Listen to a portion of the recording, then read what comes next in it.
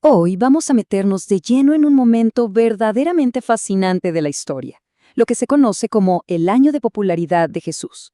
A ver, a menudo cuando leemos textos antiguos, es facilísimo imaginarse estos sucesos como, no sé, una serie de eventos sueltos, ¿verdad? Como si fuera yendo de una aldea a otra sin un plan aparente. Pero, y esto es clave, la realidad histórica y teológica es muy pero muy distinta. Lo que vamos a ver en este análisis no es casualidad, es una campaña absolutamente orquestada. Literalmente un plan maestro diseñado para cumplir profecías antiquísimas y, bueno, llevar una luz deslumbrante a la más profunda oscuridad. Así que prepárense, porque vamos a ver cómo la historia, la geografía y los textos sagrados encajan a la perfección. Y para no perdernos en este recorrido, este es nuestro mapa de ruta. Número 1. El análisis bíblico. 2. La estructura del reino. De ahí pasamos a la Galilea de los gentiles en el punto 3. 4. El método de enseñar y sanar. 5. Conoceremos a los pescadores de hombres. Y finalmente, unimos todo en el escenario profético. Bastante completo, ¿no? ¡Arrancamos! Sección 1. El análisis bíblico, diseccionando el texto. A ver, para sacarle el jugo a los capítulos de Mateo que relatan este periodo, no nos sirve una leída por encima. Necesitamos una metodología. Y la técnica que usamos tiene 4 pasos súper sencillos. Primero, la observación. O sea, ¿qué dice exactamente el texto? Buscar esos puntos principales. Segundo, la interpretación. Entender qué significaba eso en el contexto del primer siglo. Tercero, la comparación. Cruzarlo con otros textos bíblicos para ver el panorama completo. Pero el cuarto es el que lo cambia todo. La aplicación. Santiago capítulo 1 nos dice que la palabra es como un espejo, ¿se acuerdan? Bueno, la aplicación nos muestra nuestro propio reflejo. No estamos leyendo solo historia antigua, estamos viendo nuestra propia condición humana reflejada en estas lecciones. Para aplicar esto a un texto gigante, imagínense que quieren estudiar un caballo. Si intentan analizarlo todo de golpe, se van a abrumar. Pero si lo dividimos lógicamente, digamos cabeza, cuerpo y patas, de repente todo tiene muchísimo más sentido. Es mucho más fácil de digerir. Pues hacemos exactamente lo mismo con los capítulos 4 al 13 de Mateo. Los dividimos en partes lógicas para no perdernos en un mar de detalles. Sección 2. Estructura del reino. Las 6 divisiones. Y al hacer esta disección, nos damos cuenta de que Mateo es un genio estructurando, no escribe al azar. Fíjense en esta progresión, es impecable. Todo arranca con la expansión del reino en el capítulo 4, un crecimiento explosivo. De ahí, Mateo nos presenta los estatutos, que son las reglas de este nuevo reino, en el famosísimo Sermón del Monte. Luego vienen las evidencias en forma de milagros, donde Jesús demuestra su autoridad. Después nombra a sus embajadores, los 12 apóstoles en el capítulo 10. Pero ojo aquí porque la cosa cambia de tono.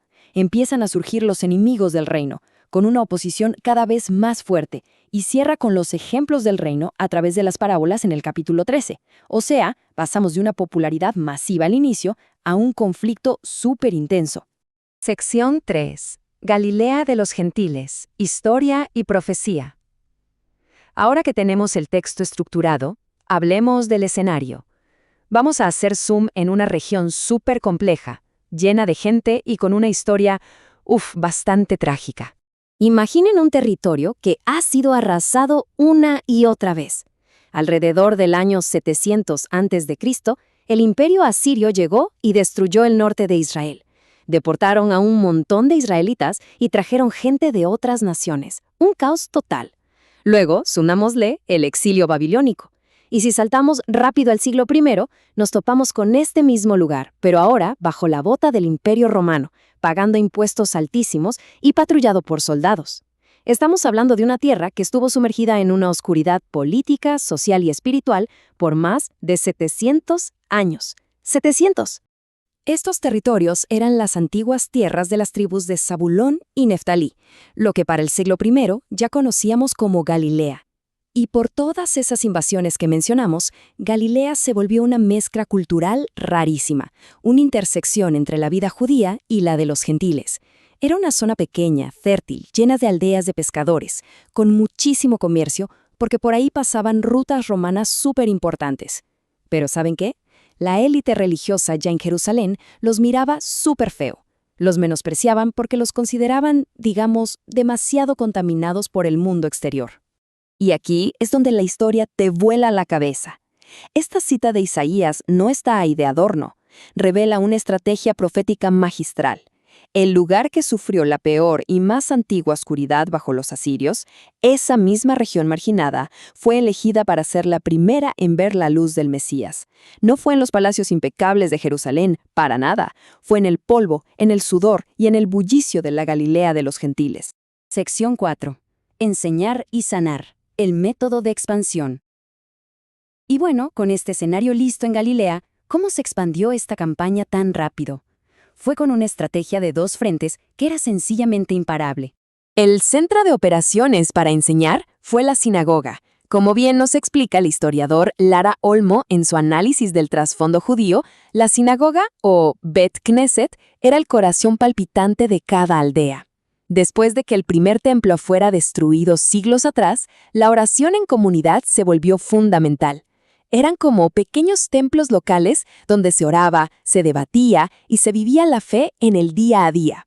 Imagínense entrar a uno de estos lugares en el siglo I. El olor a aceite de las lámparas, el canto de las oraciones comunitarias, la lectura reverente de los rollos de la Torá. Y justo ahí, en esos espacios de muchísimo respeto y autoridad, es donde Jesús se paraba a enseñar. Pero no hablaba como los demás rabinos que andaban citando a otros maestros. Él enseñaba con una autoridad directa que dejaba a todo el mundo con la boca abierta. Estaba usando la propia red social y espiritual del judaísmo para lanzar su mensaje. Y esta estrategia tenía un equilibrio perfecto. Por un lado, tenías las enseñanzas. Desafiaban la mente, sacudían las tradiciones y revelaban de qué se trataba este nuevo reino. Pero por el otro, estaban las sanidades. Y ojo, no era solo arreglar un brazo roto o curar la lepra. En esa época, sanar a alguien era devolverle la dignidad. Era decirle a la sociedad, esta persona ya no es un marginado, es bienvenida de nuevo. Esa combinación de verdades que rompían paradigmas y actos de compasión pura, bueno, hizo que la fama de Jesús se esparciera por toda Galilea como un incendio forestal. Sección 5. Pescadores de hombres, la fuerza humana. Claro que un movimiento así no se sostiene solo. Hay que armar un equipo, y la forma en la que se reclutó a este círculo íntimo rompió absolutamente todas las reglas. Piénsenlo un segundo. Si ustedes quisieran iniciar un movimiento global y teológico, ¿a quién buscarían? A los académicos de las mejores universidades, ¿verdad? A la élite religiosa en la gran capital. Pero el Mesías dice, no, me voy a las orillas del mar de Galilea a buscar trabajadores de cuello azul. Es una locura sociológica. Y ahí están los primeros 4. Pedro, Andrés, Jacobo y Juan. Y quitémonos la idea de que eran pobres vagabundos que no tenían nada que hacer. Para nada. Eran hombres con empresas familiares. Tenían negocios de pesca, salaban pescado, lo exportaban por las rutas romanas, trabajaban duro con sus padres. Trajeron a la historia del reino sus manos callosas, el olor a sal y esa resistencia del que sabe lo que es el trabajo físico. Pero lo que realmente choca con la cultura de esa época es cómo los llamó. En el siglo I, un joven tenía que ir y prácticamente rogarle a un rabino famoso para que le permitiera ser su alumno. Jesús lo hace al revés. Él tiene tanta autoridad que va hasta el lugar de trabajo de ellos, en medio de las redes, y los escoge. Ahora, abandonar la empresa familiar así nomás era casi un escándalo social, pero que un rabino te llamara directamente era un honor tan, pero tan grande que la única respuesta posible era la obediencia inmediata. Dejaron las redes para pescar hombres. Sección 6. El escenario profético. Un plan maestro. Bueno, ya con todas las piezas juntas, empecemos a conectar los puntos. Porque cuando juntas la geografía, la historia y la profecía, te das cuenta de que esto es una obra maestra. En resumen, queda clarísimo que este año de popularidad no fue un accidente. Fue una campaña súper estratégica. Aprovechó toda esa compleja realidad del judaísmo del siglo I. Galilea fue la plataforma de lanzamiento perfecta. Las sinagogas fueron los micrófonos. La enseñanza y la sanidad fueron el motor. Y la autoridad de Jesús fue el imán que atrajo a hombres comunes y corrientes a dejarlo todo atrás.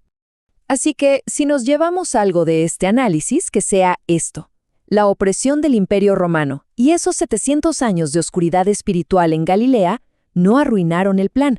Al contrario, Fueron el lienzo perfecto. La gran luz brilló con más fuerza exactamente donde la oscuridad era más espesa. Nos demuestra que no hay historia de devastación, ni antigua ni moderna, que no pueda ser restaurada. Lo que nos deja con una última pregunta que no podemos evadir. Toda esta historia no se queda allá en el pasado. Si el diseño del reino fue que la esperanza irrumpiera primero en las zonas más rotas y marginadas de Galilea, bueno, ¿dónde están esas Galileas hoy? ¿En qué rincones oscuros de nuestra sociedad moderna, o incluso dentro de nosotros mismos, estamos necesitando desesperadamente que esa luz vuelva a brillar? Se los dejo para que lo piensen. Muchísimas gracias por acompañarnos en este recorrido y nos vemos en el próximo análisis.